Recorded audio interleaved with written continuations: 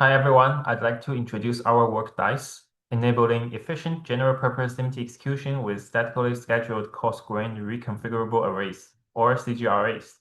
My name is Jiayu Wang, and I'm a third-year PhD student at the University of Washington, advised by Professor Ang Li. So let's start with the motivation.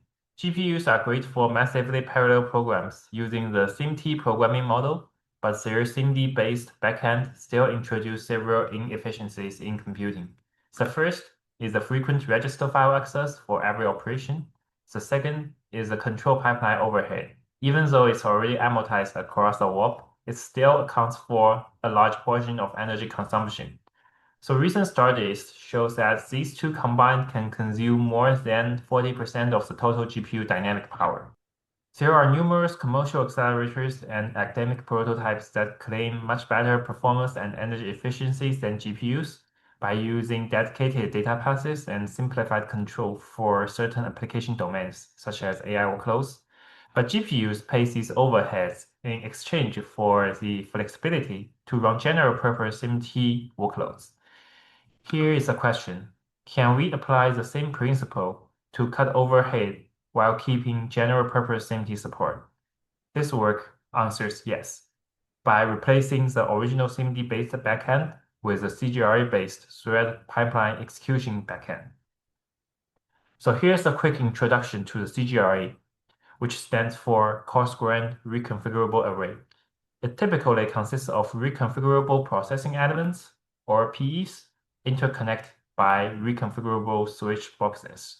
Each PE can perform arithmetic or logic operations with data comes from switch box according to the configuration bits.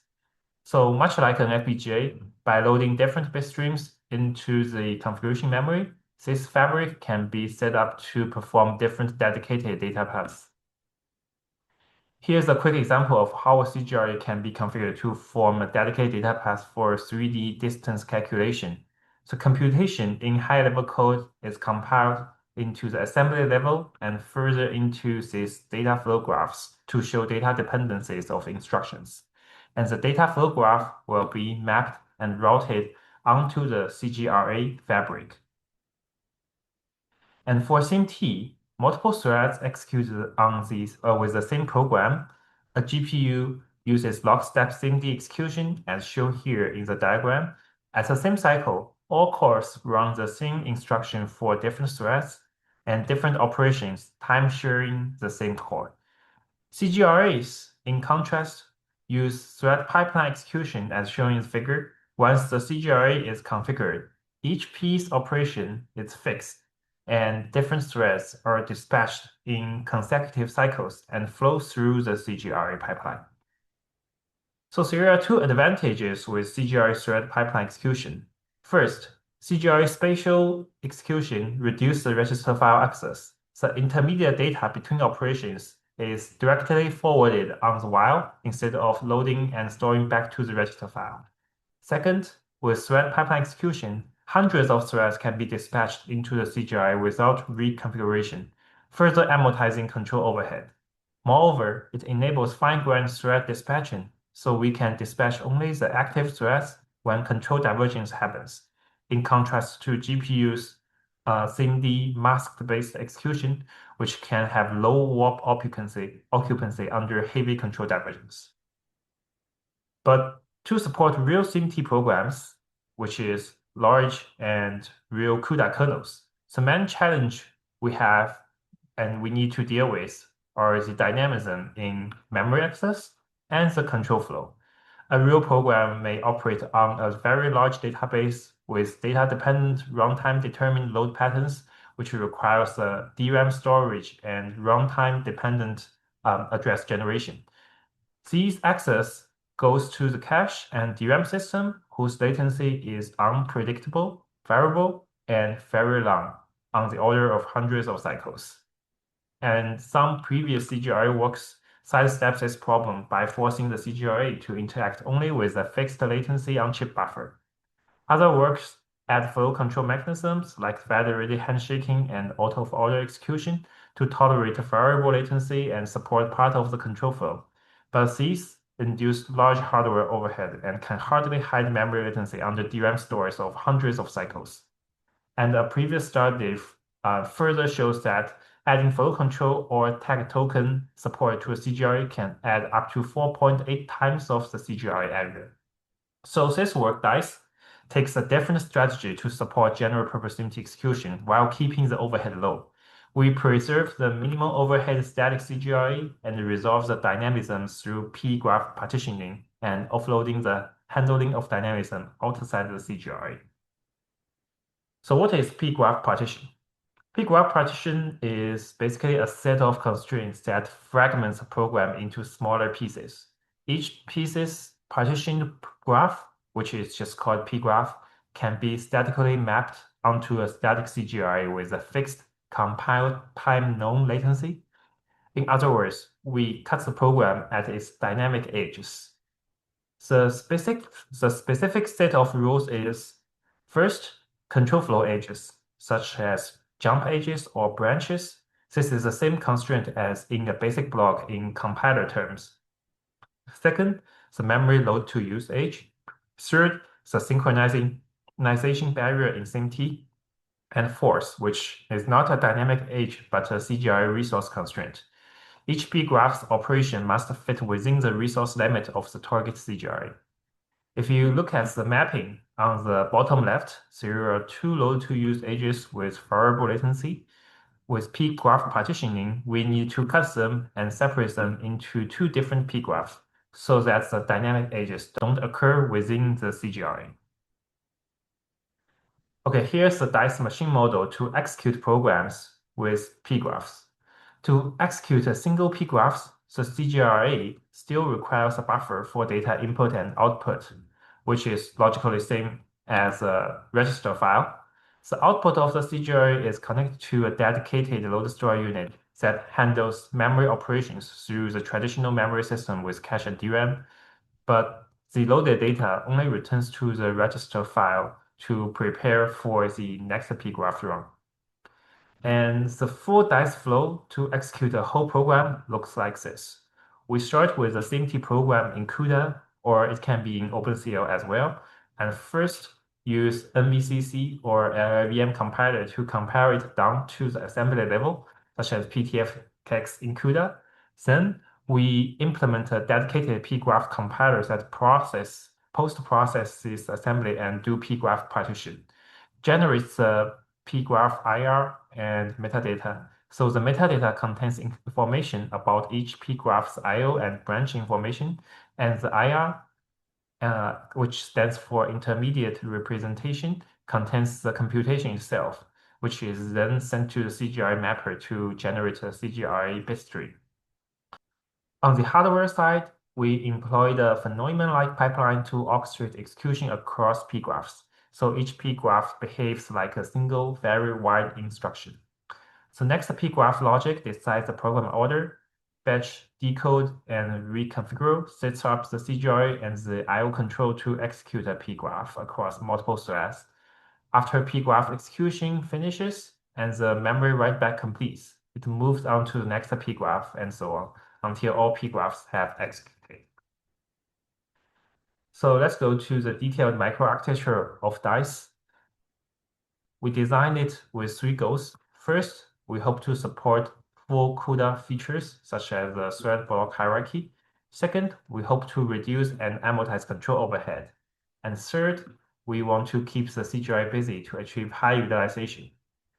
So here's the top level of the chip. It basically uses the same organization as GPU since we only replaced the original SIMD-based backend streaming multiprocessor with our own CGRA-based backend, which we call the new stream multiprocessor CGRA processor. We organize the CGRA processor into 4 stages: CTA schedule, fetch, decode, reconfigure, and dispatch and execute. And finally, we have our retile stage. These 4 stages forms the auto pipeline as shown in the example timeline here. Next, I will walk through the details of each stage. So the first stage is CTA schedule. We want to stay compatible with CUDA, so the CTA or the block hierarchy is preserved. And the CUDA driver can drive CTAs to the CGRA processor just as it does to the GPU SMs. However, we don't further split them into warp granularity as if it is actually not necessary. The active CTA table here is a module that interacts with the driver and stores CTA information. To handle thread divergence, we use a stack to store branch information, the same approach NVIDIA used in its Fermi GPUs. The scheduler decides which p-graphs from which CTA to run next, and it prioritizes the previously run p-graph so that the CGRA bitstream and the metadata don't need to be refetched again. So select p-graph then goes through the metadata fetch and bitstream fetch stage.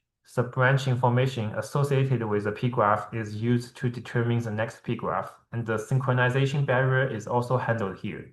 The CGRA has a double buffered configuration memory, so the bitstream load can overlap with the previous bgraph CGRA execution, which hides the configuration latency. Once the CGRA bitstream is ready, the pgraph can be executed in dispatch and execution stage. The dispatcher receives the metadata and dispatches active threads to the CGRA in a pipeline manner, as shown in the pipeline diagram. The dispatcher can store if the scoreboard detects a pending memory operation for a thread, or if the register file or load storage unit is FIFO is full. The final stage is retire. When the pgraph finishes CGRA execution but still has pending memory operations, it moves into block retire table, which tracks the pgraph's completion. This lets the CGRA execute the next pgraph without blocking as shown in the diagram. In summary, this two-level pipeline architecture allows the CGRA processor to achieve high CGRA utilization with low overhead. More details can be found in the paper. Okay, beyond the baseline microarchitecture, we implemented two further optimizations. First, to deal with small p-graphs, we added thread unrolling support that allows up to 4 threads to be dispatched together. The biggest challenge here is overcoming bank conflicts in register file. So we use a swizzled register file layout that let it read the same register index across multiple threads simultaneously without bank conflict.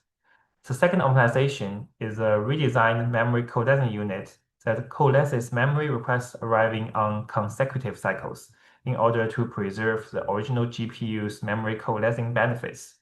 We call it the temporal memory coalescing unit, or TMCU. The exact logic can be found in the paper. Now let's look at the evaluation and results. To model dice and evaluate the performance and energy efficiency, we extended the Excel Sim and Excel Watch with the key modules implemented in RTL. We use 10 diverse workloads from the GPU Rodinia benchmark suite, which includes branches, shared memory, and data-dependent for loops. We choose the NVIDIA Turing GPU in Excel Sim as a baseline, since it's the most advanced model with power modeling supported in Excel Watch.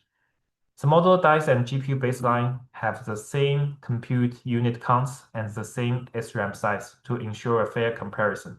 One thing here is that due to the reduced register count pressure of CGRA spatial computing, the CGRA processor is designed to hold more thread state than the GPU SMs with the same size register file. So here let's see the performance comparison.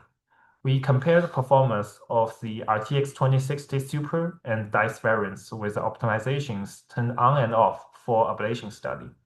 The naive dice with both optimizations off only achieve 0.77 times compared with the GPU.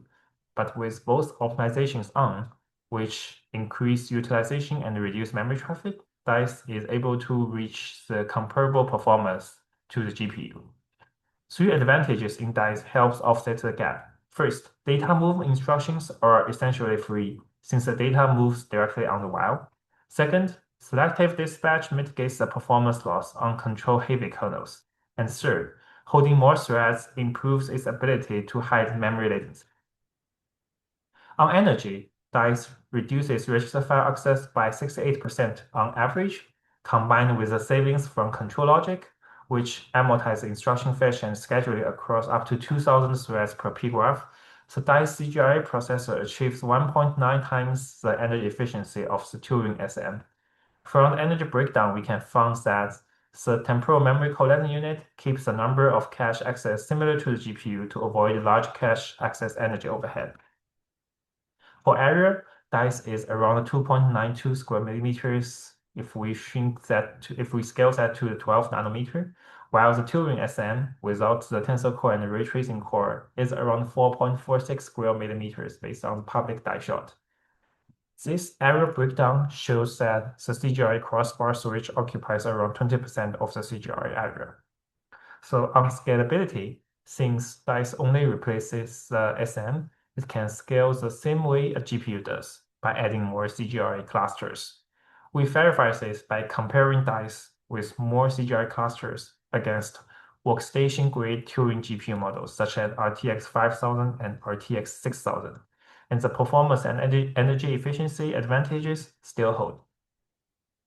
To summarize our work, DICE replaces the SIMT backend with a statically scheduled CGRA and use compile time pgraph partitioning to preserve general-purpose SIMT programmability with minimum hardware overhead. There is no dynamic data flow, no storing, and no handshaking. DICE also introduces techniques that amortize control overhead, return memory coalescing, and raise CGRA utilization. Our results show that DICE achieves 1.77 to 1.9 times dynamic energy efficiency of NVIDIA Turing SMs with comparable performance. The core insight here is that the SIMT and CGRA are a match made in silicon. The CGRA provides efficient, flexible compute, while SIMT provides abundant parallel work needed to amortize the CGRA configuration and control overhead. So we believe DICE provides a practical path forward for energy-efficient general-purpose SIMT computing.